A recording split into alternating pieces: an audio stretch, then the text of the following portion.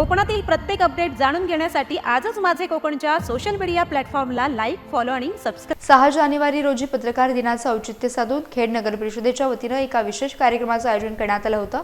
यावेळी नवनियुक्त नगराध्यक्षा माधवी बुटाला आणि सर्व नगरसेवकांच्या हस्ते खेड तालुक्यातील पत्रकारांचा गौरव करण्यात आला।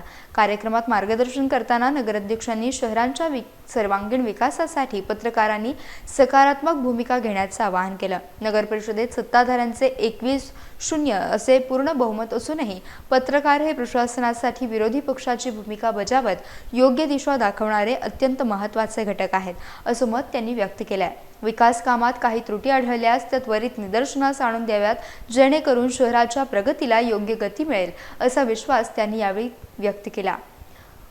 मुख्याधिकारी महादेव रोडगे यांनी देखील पत्रकारांना मार्गदर्शन करत शुभेच्छा दिल्या। पत्रकारांना पुष्पगुच्छ आणि भेटवस्तू देऊन सन्मानित करण्यात आलं।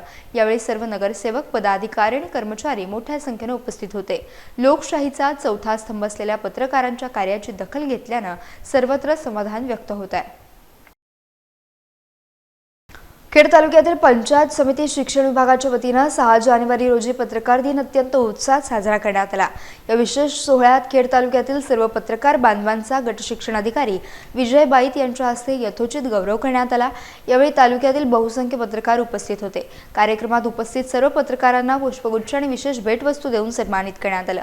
गट शिक्षण अधिकारी विजय बाईत यांनी पत्रकारांना संबोधित करताना शिक्षण विभागाच्या विविध उपक्रमांवर सविस्तर मार्गदर्शन केले। शिक्षण विभागाशी योग्य समन्वय साधून तालुक्यातील शैक्षणिक विकासासाठी सकारात्मक आणि दर्जेदार काम करण्याचे आवाहन त्यांनी यावेळी केलं। पत्रकारांनी मांडलेले प्रश्न आणि प्रशासकीय भूमिका यांचा योग्य मेळ घालून समाजापर्यंत अचूक माहिती पोहोचवणे ही काळाची गरज असल्याचं त्यांनी आवर्जून नमूद केलं आहे। शिक्षण क्षेत्रातील आव्हाने यशस्वीपणे पेलण्यासाठी पत्रकारांचं सहकार्य मोलाचं असल्याचं त्यांनी सांगितलं। या सोहळ्यामुळे तालुक्यातील पत्रकार आणि प्रशासन यांच्यातील स्नेहाचे नाते अधिक दृढ झाले आहे। पत्रकार दिनाच्या शुभेच्छा ह्या गेल्या वर्षी जशा दिल्या तशी यावर्षी मला देणं माझं मी कर्तव्य समजतो। कारण लोकशाहीचा चौथा खांब काम करतात। या तालुक्याला न्याय देण्याचं काम सुद्धा आपण बऱ्याच जणांनी केलेलं आहे आणि करत आहोत।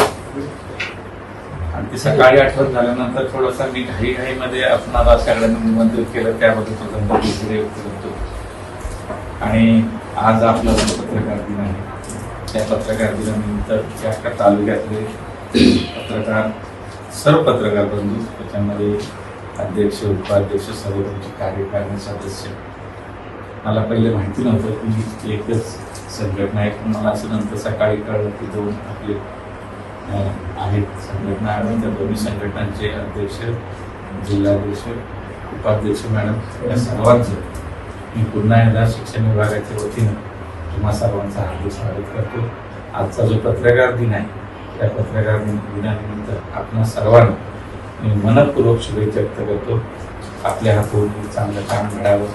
शिक्षण हे जरी आम्ही मुलांना देत असलो तर तुम्ही सुद्धा समाजाला एक जडणघडणीमध्ये फार मोठा वाटा आहे। समाजाच्या जडणघडणीमध्ये आपला वाटा फार मोलाचा असा आम्ही समजतो। समाजामध्ये आम्हीही मोडतो, लहान बालकही मोडतात आणि संपूर्ण हे संवर्गामध्ये सगळे लोक समाजामध्ये येतात। त्या समाजाच्या जडणघडणीमध्ये आपण अतिशय चांगलं काम करत आहात। ज्या वेळेस शिक्षण विभागाला आम्हाला जेव्हा सहकार्याची गरज लागते तेव्हा तुम्ही सगळेजण एक शिक्षण हे पवित्र विभाग आहे या समजून तुम्ही आम्हाला सर्व मदत केलेली आहे। आमच्या शाळांमध्ये शिकणारे जे विद्यार्थी आहेत त्यांना सुद्धा तुम्ही भरपूर सपोर्ट करता। आज तुम्ही सकाळी जे मला सामाजिक कार्यक्रम घेतला, रक्तदान शिबिर घेतला, म्हणजे अशा वेगवेगळ्या कार्यक्रमातून तुम्ही त्याच्यामध्ये योगदान देत आहात। तसंच शिक्षणामध्ये तुमचं योगदान असतं। मी शिक्षण विभागाचा पालक या नात्यानं मी आपल्याला धन्यवाद देईन।